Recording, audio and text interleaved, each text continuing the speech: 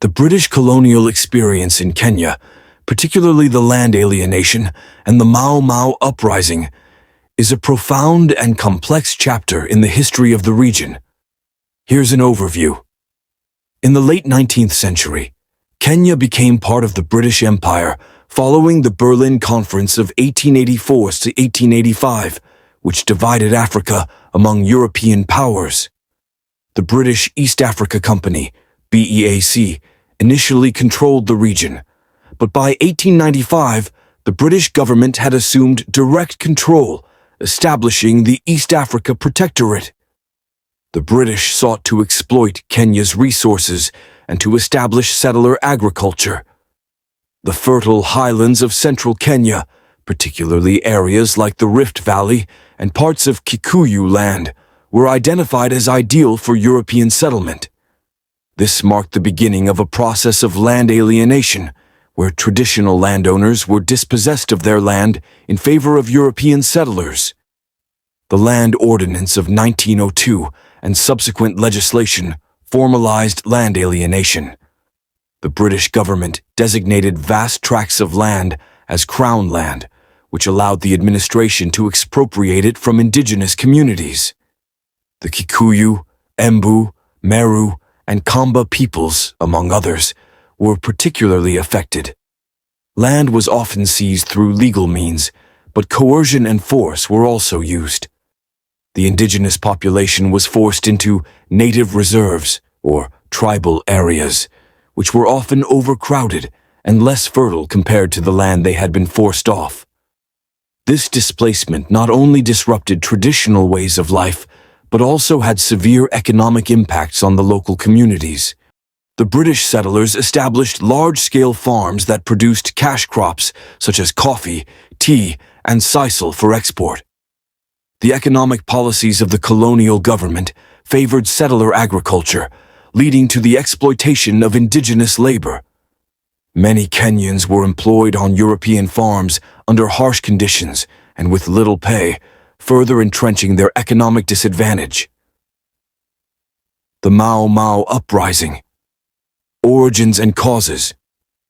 The Mau Mau Uprising, which began in the early 1950s, was a response to the accumulation of grievances from decades of colonial exploitation and repression. The term Mau Mau itself is somewhat controversial, as it was used both by the colonial government to describe the insurgents and by the insurgents themselves in a variety of contexts. The uprising was driven by multiple factors, including land grievances. Many Kenyans were outraged by the loss of their ancestral lands and the harsh conditions in the reserves. Economic exploitation. The harsh economic realities and the inequities of the colonial system fueled discontent. Political suppression. The lack of political representation and civil rights further exacerbated tensions. The Mau Mau movement was characterized by a blend of armed resistance and political activism. The insurgents were primarily from the Kikuyu community, though members of other ethnic groups were also involved. They employed guerrilla warfare tactics against colonial forces and European settlers. The Mau Mau's methods included sabotage, assassination of collaborators, and attacks on settler farms.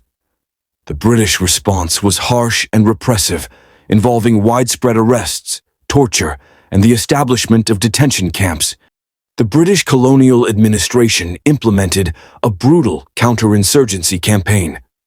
The Kenya Emergency, 1952 to 1960, saw the deployment of thousands of troops and the implementation of measures such as curfews, detentions without trial, and the establishment of protected villages to isolate and control the population. These villages were essentially concentration camps where suspected Mau Mau sympathizers were held under appalling conditions. The British government also relied on the loyalty of certain Kenyan communities and used them as a buffer against the Mau Mau, fostering divisions within the Kenyan population. The uprising was eventually suppressed, but it had lasting effects on Kenyan society and the colonial administration.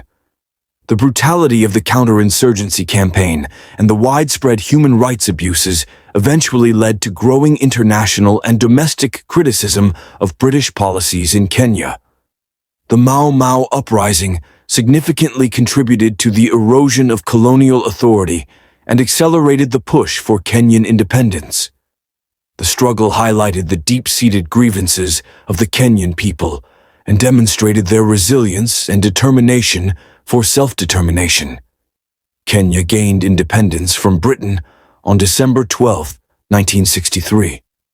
The legacy of the Mau Mau Uprising remains complex, with varying interpretations and memories of the conflict. For many Kenyans, the Mau Mau are remembered as heroes of the liberation struggle, while others view the conflict as a traumatic period in their history. The land alienation and the Mau Mau Uprising represent critical elements of Kenya's colonial past, shaping its journey towards independence and influencing its post-colonial trajectory. The scars of land dispossession and the struggle for freedom continue to resonate in Kenya's social and political landscape.